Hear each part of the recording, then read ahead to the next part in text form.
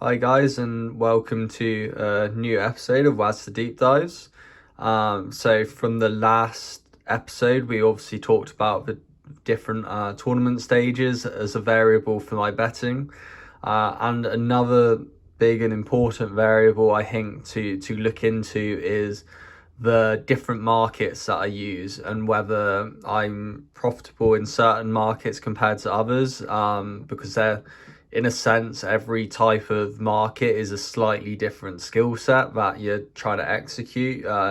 You sometimes you're trying to estimate how dominant a player is. Sometimes you're trying to predict how long a match is going to go. Sometimes it's going to be how long the match is and who's going to be the winner. Sometimes it's short prices. So it's really useful to have some context and just make sure there's no kind of gaps or weaknesses in the markets that you're using.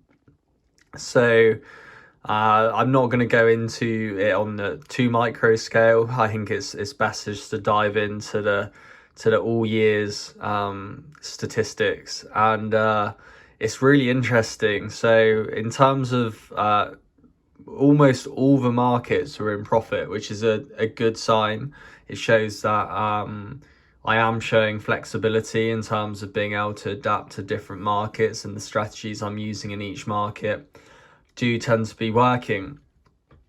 But there was a big exception, and that's obviously the fact that the match winner market, which is obviously the most staked market and the most popular market to look into, and where I stake almost 30% plus of my total staking, is actually at a loss of 8.39 points for a negative ROI.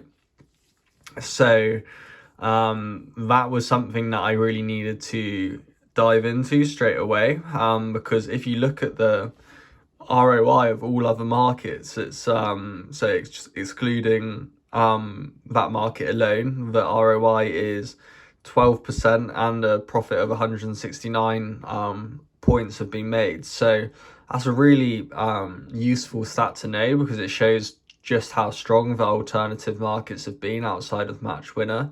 As I said, apart from the ones with low samples, which is the kind of total games under and the games handicaps plus, all of them are showing pretty decent profit, at least 10 points kind of thing, and positive ROI. So that was all very encouraging. But the next question was whether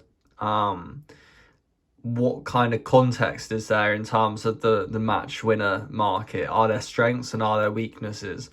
So I'll just tell you a bit about, before I show you the stats, I'll tell you what my theory was. My theory was that it was probably a combination of what I was talking about last time in terms of uncertainty in early rounds.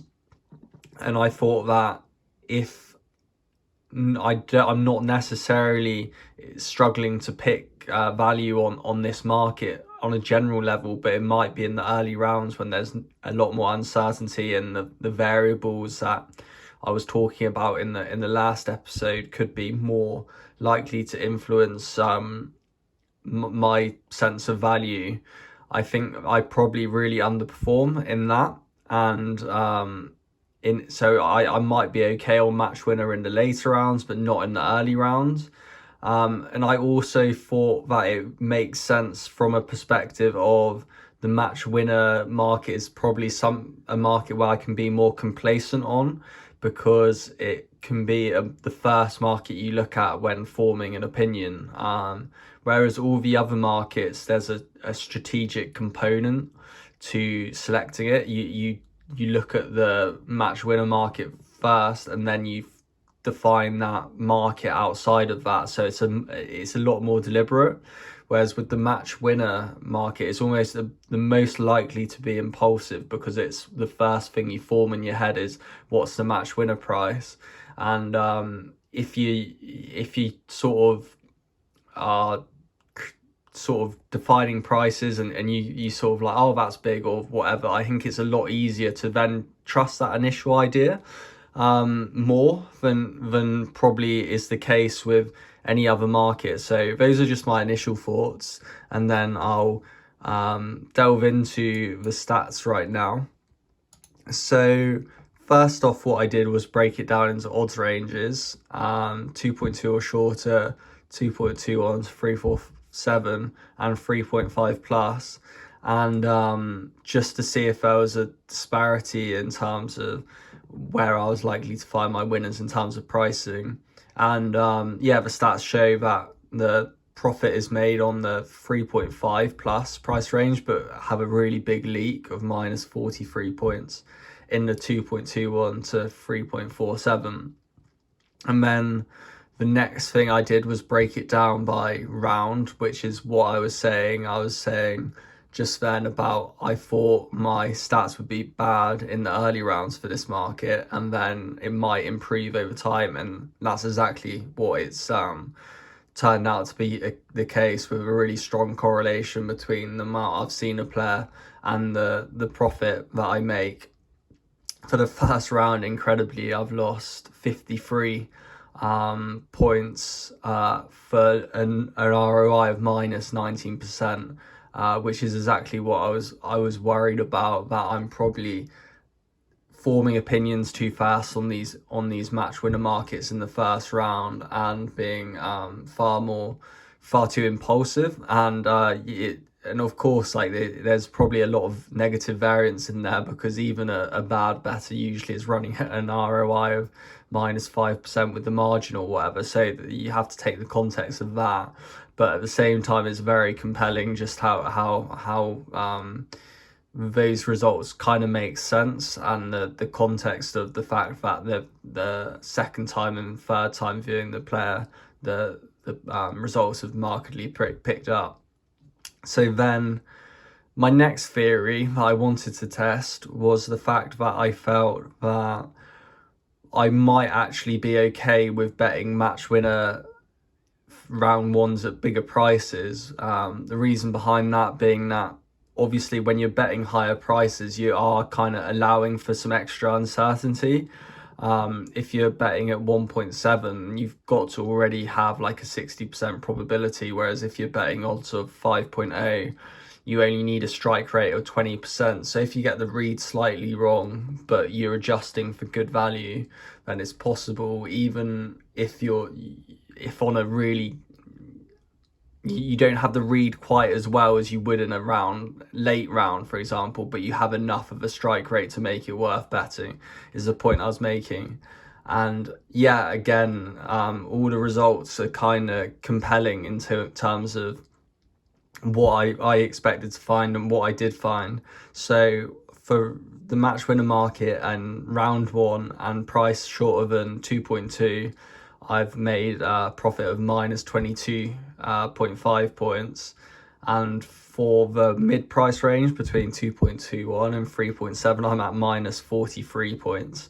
So combine those two, it's a minus 65 points from just 225 point staked, which is pretty staggering.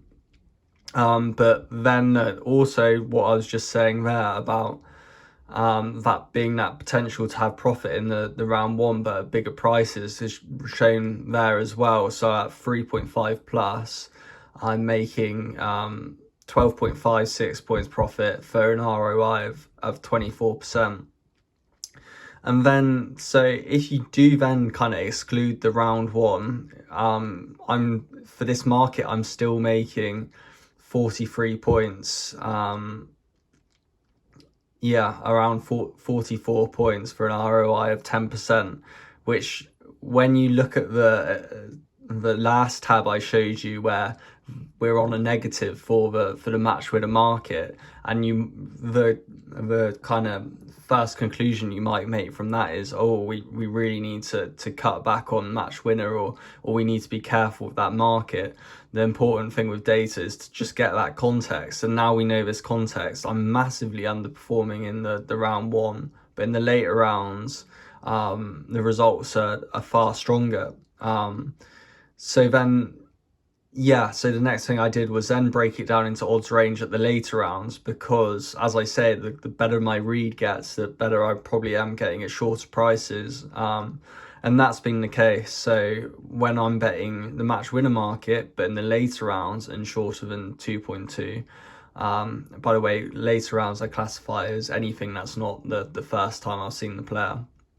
I'm getting an ROI of 15%, and then later rounds 22%. The mid range is sort of break even, but then that could easily just be variance between those three categories. That's probably my theory on that. Um, so yeah, I then sort of did the final bit of analysis was excluding all basically all my worst bets, which is excluding all round one match winner bets at a shorter price than 3.5. And if you do that, I'm making an ROI of 12% over and making 228.5 points. So I'll talk about my sort of recommendations for myself moving forward, or like how I see this affecting my strategy moving forward in a summary video, maybe in my next betting diary. But yeah, you can just see how big a leak that has been for me. And if we sort of start removing these kind of bets with more uncertainty, I really do feel like the ROI is going to pick up quite significantly over the years ahead.